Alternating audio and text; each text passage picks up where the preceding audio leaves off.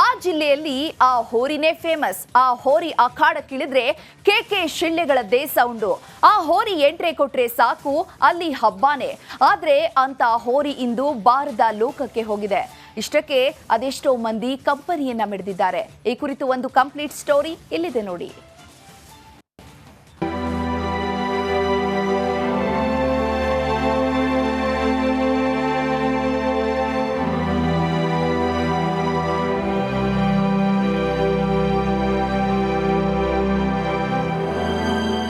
ಉತ್ತರ ಕರ್ನಾಟಕದ ಹಾವೇರಿ ಜಿಲ್ಲೆ ಹೋರಿ ಹಬ್ಬಕ್ಕೆ ಹೆಸರುವಾಸಿ.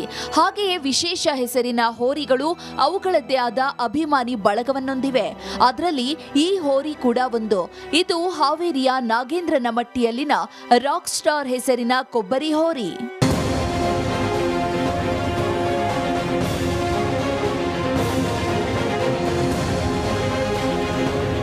ರಾಕ್ ಸ್ಟಾರ್ ಎಂದೇ ಹೆಸರುವಾಸಿಯಾಗಿದ್ದ ಕೊಬ್ಬರಿ ಹಬ್ಬದ ಪಿಪಿ ಹೋರಿ 6 ತಿಂಗಳಿನಿಂದ ಅನಾರೋಗ್ಯಕ್ಕೀಡಾಗಿತ್ತು.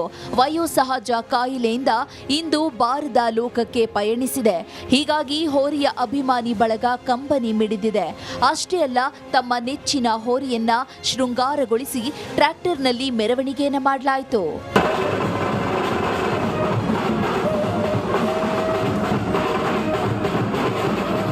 ಹೋರಿಯ ಅಂತಿಮ ಯಾತ್ರೆಗೆ ಹಾವೇರಿ ಜಿಲ್ಲೆ ಸೇರಿದಂತೆ ಹುಬ್ಬಳ್ಳಿ, ಶಿರಸಿ, ಯಲ್ಲಾಪುರ, ಕಾರವಾರ, ಆಂಧ್ರ, ತಮಿಳುನಾಡಿನಿಂದ ಬಂದ ಅಭಿಮಾನಿಗಳು ಪಾಲ್ಗೊಂಡಿದ್ರು.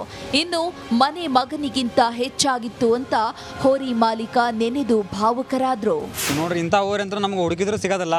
ಇಂಥ ಹೋರಿ 100ಕ್ಕೊಂದು ಕೋಟಿಗೊಂದು ಹೇಳಿದ್ರೆ ತಪ್ಪಲ್ಲ.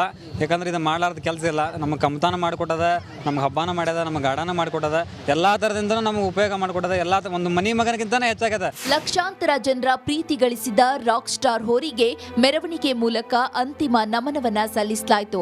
ಸಹಸ್ರಾರು ಅಭಿಮಾನಿಗಳು ಕಂಪನಿ ಮಿಡಿದು ಬಾರದೂರಿಗೆ ಒಲ್ಲದ ಮನಸ್ಸಿನಿಂದ ರಾಕ್ ಸ್ಟಾರ್ಗೆ ಬೀಳ್ಕೊಟ್ರು.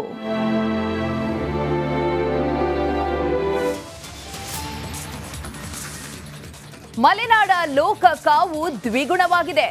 ಯಾಕೆ ಅಂತ ನೋಡೋಣ ಬ್ರೇಕ್ ಆದ್ಮೇಲೆ.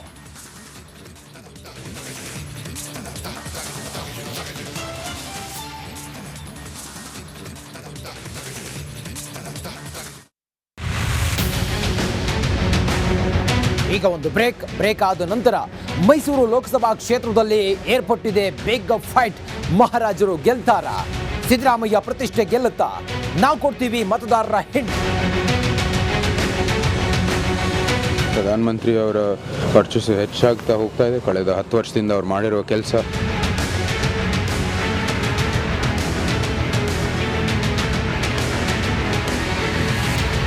ಲೂಟಿ ಲೂಟಿ ಲೂಟಿ